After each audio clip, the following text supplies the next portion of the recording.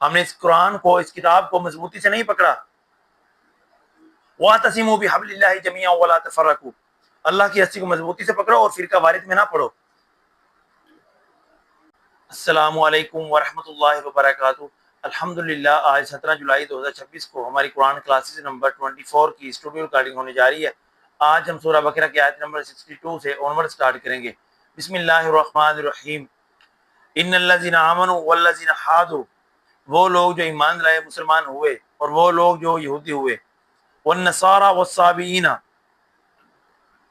اور وہ جو نصرانی ہوئے اور صابی، من آمن باللہ والیوم الآخر، اور وہ ایمان رکھتے ہیں اللہ پر اور یوم آخرت پر،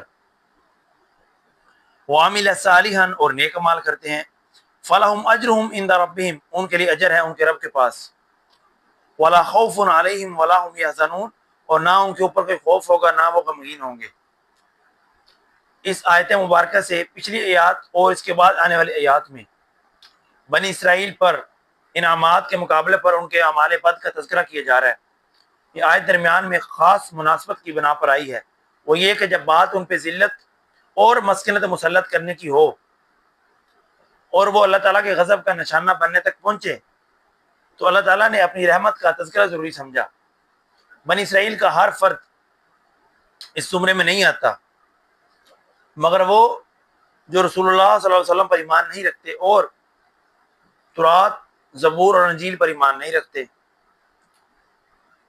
اور ایک اور چیز یہاں پہ میں کلیئر کرتا چلوں کہ بعض لوگ یہاں پہ یہ مطلب نکالنے کی کوشش کرتے ہیں کہ قرآن میں تو یہ لکھا ہے، جو آیت مبارکہ بھی میں نے پڑھی ہے، کہ وہ لوگ جو ایمان لائے اللہ پر اور یوم آخرت پر اور وہ صابی ہوئے، نصرانی ہوئے، یہودی ہوئے، مطلب یہ کہ وہ یہ رزلٹ نکالنے کی کوشش کرتے ہیں کہ جو عیسائی ہو گیا وہ چاہے رسول اللہ صلی اللہ علیہ وسلم پر ایمان نہ لائے، وہ مسلمانوں کی طرح جنت میں جائے گا، نجات پائے گا۔ یہ سراسر غلط۔ الذین یتبعون الرسول النبی الامی الذی یجدونہ مکتوبا عندہم فی التوراۃ والانجیل، وہ لوگ جو رسول اللہ صلی اللہ علیہ وسلم کی اتباع کرتے ہیں اور جن کا ذکر تمہارے ہاں تورات اور انجیل میں بھی پایا جاتا ہے، اور وہ لوگوں کو نیکی کا حکم دیتے ہیں، برائی سے روکتے ہیں، اور پاک چیزوں کو تمہارے لیے حلال کرتے ہیں اور ناپاک چیزوں کو تمہارے لیے حرام کرتے ہیں، اور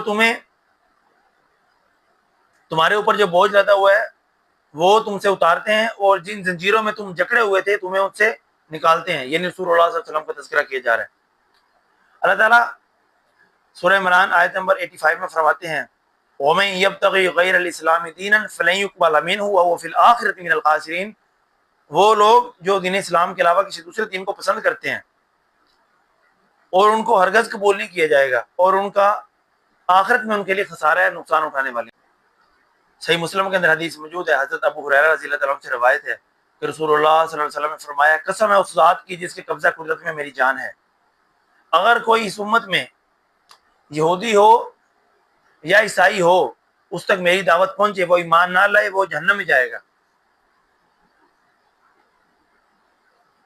وَإِذْ أَخَذْنَا مِيثَاقَكُمْ، اور جب ہم نے تم سے لیا عہد، اقرار، وعدہ، وَرَفَعْنَا فَوْقَكُمُ الطُّورَ، اور تم پہ اٹھایا کوہ طور، پہاڑ کو تم پہ بلند کر دیا، خُذُوهُ، مضبوطی سے پکڑو، مَا آتَيْنَاكُمْ، جو تمہارے پاس ہے، بِقُوَّةٍ، مضبوطی سے، وَاذْكُرُوهُ، اور یاد کرو، مَا فِيهِ لَعَلَّكُمْ تَتَّقُونَ، جو اس میں ہے تاکہ تم پرہیزگار بن سکو۔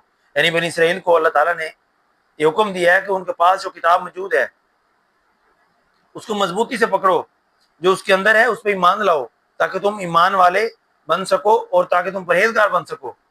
لیکن انہوں نے اس عمل کے علاوہ کسی دوسرے راستے کو اختیار کیا۔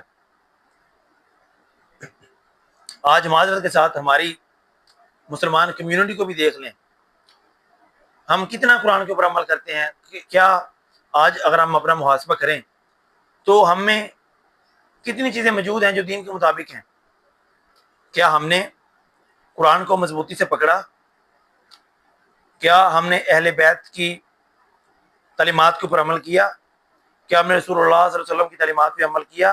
کیا ہم نے خلفائے راشدین کے طریقے پہ اپنایا؟ نہیں۔ کیوں؟ ہم فرقہ واریت میں پڑ گئے، ہم نے اس قرآن کو، اس کتاب کو مضبوطی سے نہیں پکڑا۔ وَاعْتَصِمُوا بِحَبْلِ اللَّهِ جَمِيعًا وَلَا تَفَرَّقُوا، اللہ کی رسی کو مضبوطی سے پکڑو اور فرقہ واریت میں نہ پڑو.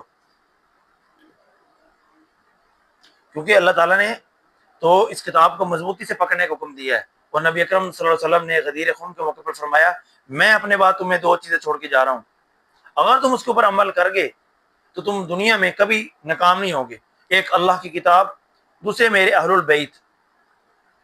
اللہ کی کتاب اللہ کی رسی ہے، اس میں ہدایت ہے، اس میں نور ہے، اپنا تعلق اس کے ساتھ جوڑو.